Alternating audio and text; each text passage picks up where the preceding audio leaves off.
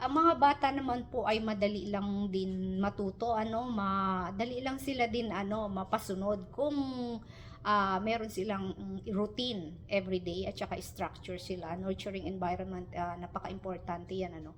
Kalmante yung mga adult, pag kalma ka, no, mas natututo yung bata kasi mas na yung brain nila is nakakalma, no, hindi nako-confuse, hindi nalilito.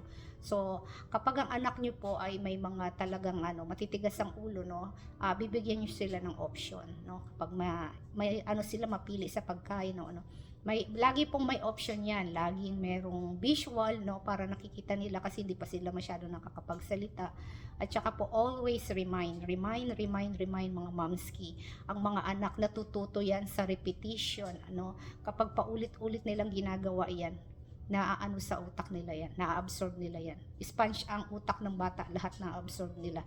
So ano po talaga yan, ang age ng bata ng 1 to 5 years old, ayan ang pinaka anong dapat subaybayan natin. So yun lang po, kung may ano man makatulong itong video nito, paki-share na lang po. Salamat.